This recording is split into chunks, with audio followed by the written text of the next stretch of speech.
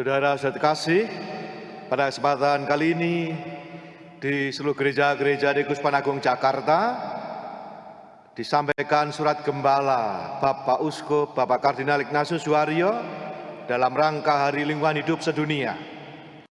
Kendati ditujukan pada umat KAJ, tetapi pesannya saya kira sangat relevan dan juga baik untuk kita simak bersama, menggugah kesadaran dan komitmen kita, tanggung jawab bersama, merawat bumi, rumah kita bersama. Mari kita simak pesan dari Bapak Kardinal Ignatius Suharyo.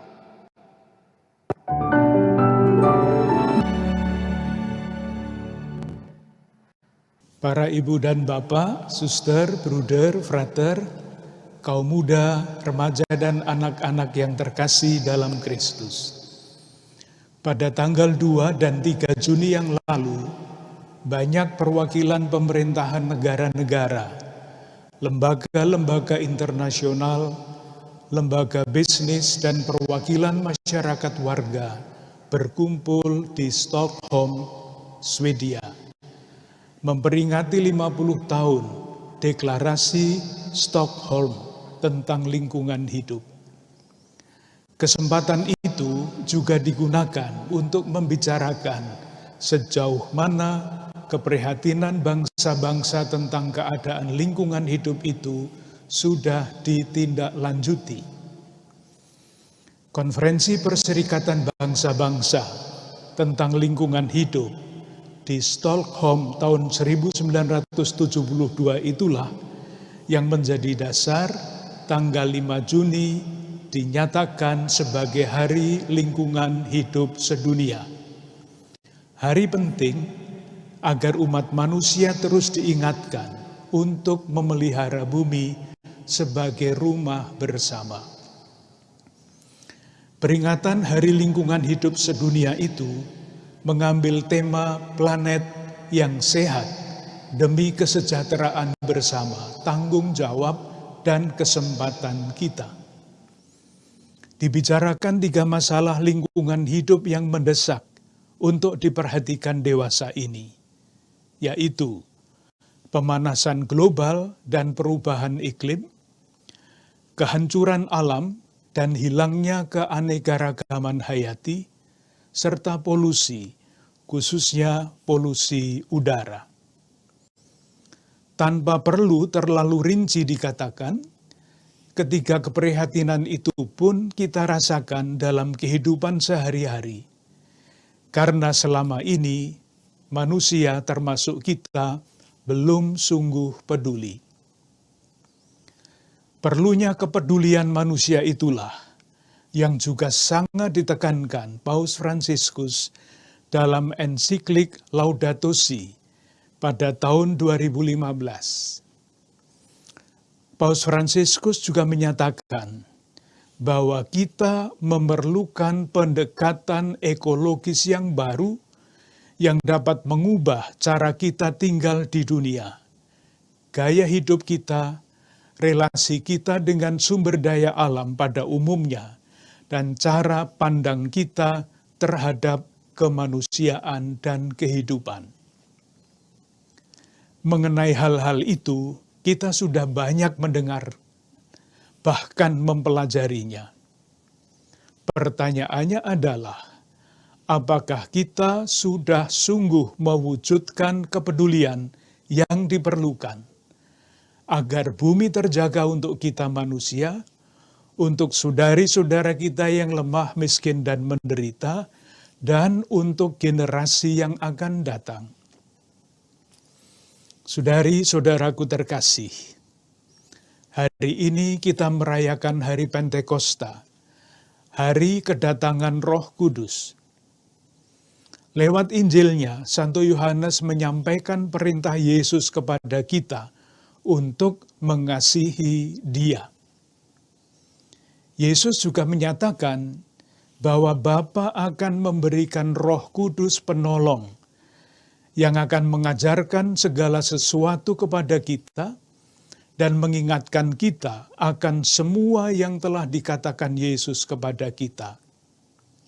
Roh itu akan memimpin kita ke dalam seluruh kebenaran, yang tentunya adalah kebenaran kasih.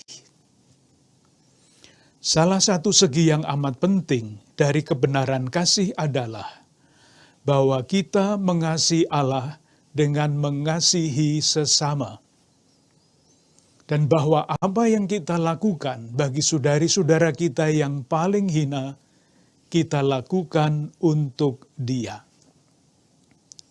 Perintah ini sangat jelas, menyiratkan perlunya kepedulian kita kepada sesama, khususnya yang menderita sebagai wujud kasih kepada Allah. Pada saat ini, kita diajak merenung lebih jauh. Apakah mungkin kita bisa peduli khususnya kepada saudari-saudara kita yang kurang beruntung dan umat manusia pada umumnya jika kita tidak peduli pada lingkungan hidup? Banyak orang lapar karena rusaknya tanah-tanah produktif. Banyak orang haus karena semakin kurangnya air bersih. Banyak orang sakit karena udara kotor. Dasar kepedulian itu tentu bukan hanya penderitaan manusia dan kerusakan lingkungan. Menurut keyakinan kita, sesuai dengan ajaran Rasul Paulus, Roh Kudus yang kedatangannya kita rayakan hari ini sungguh menyatukan kita semua sebagai saudari dan saudara. Kita adalah anak-anak Allah Bapa yang seharusnya saling memperhatikan dan saling menjaga. Kita semua adalah manusia yang diciptakan Allah dan tinggal di atas bumi sebagai rumah bersama. Santo Fransiskus dari Assisi pun telah mengajarkan kepada kita dalam doa kita Sang Surya, bahwa semua di atas bumi ini bersaudara. Matahari ia sebut saudara, bulan ia sebut saudari. Saudari-saudaraku yang terkasih, kita perlu mengakui dengan jujur dan tulus bahwa kita belum sungguh peduli. Karena itu, kita perlu terus berusaha untuk melakukan pertobatan ekologis yang lebih mendalam. Salah satu hal penting yang diingatkan oleh Paus Fransiskus dalam ensiklik Laudato Si adalah bahwa kepedulian pada lingkungan hidup bukanlah sekedar tempelan atau tambahan dalam penghayatan iman kita.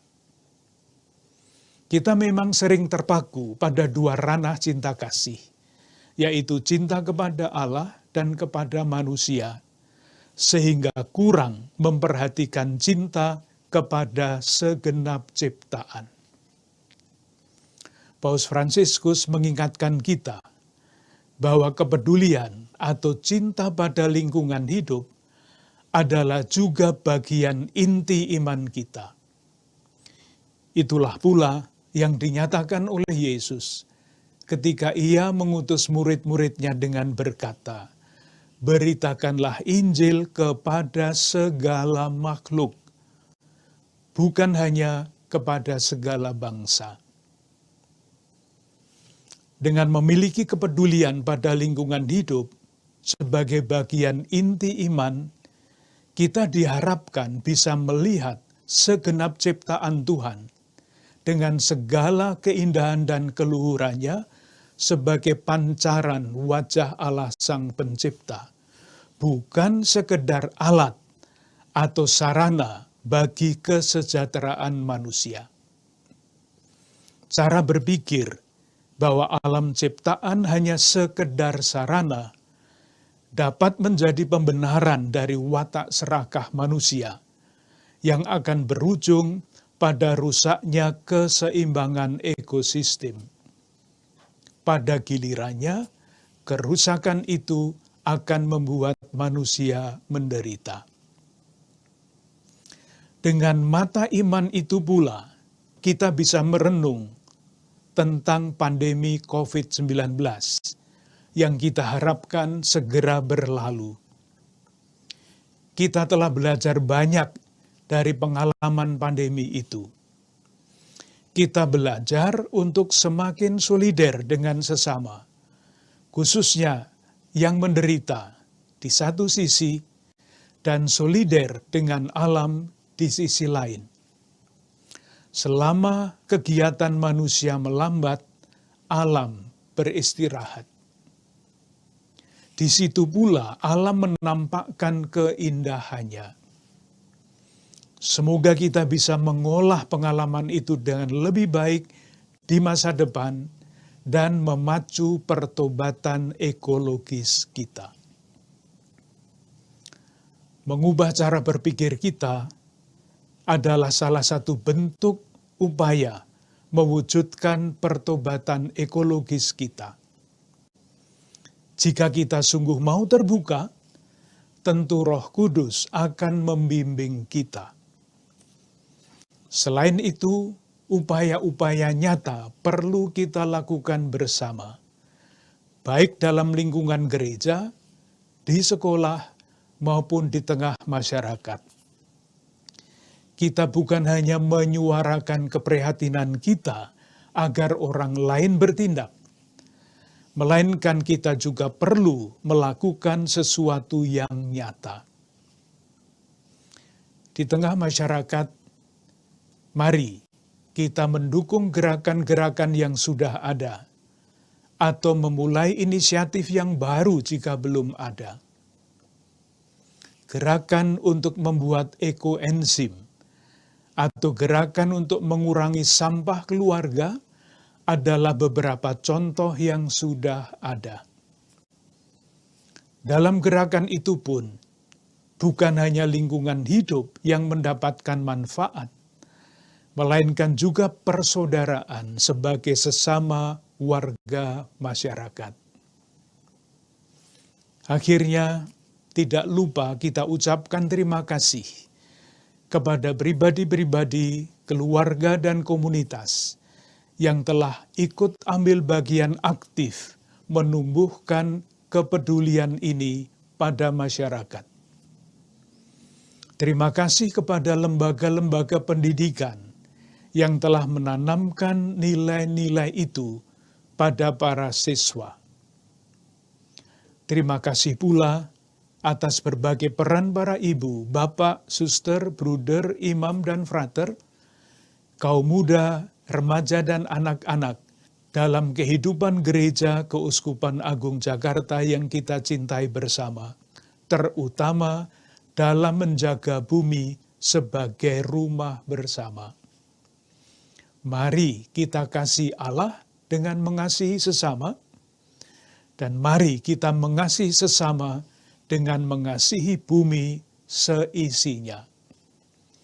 Berkat Tuhan selalu menyertai kita semua, keluarga-keluarga dan komunitas kita. Semoga Roh Kudus selalu membimbing kita, Bunda Maria dan Bapak Yosef selalu mendoakan kita. Tuhan memberkati.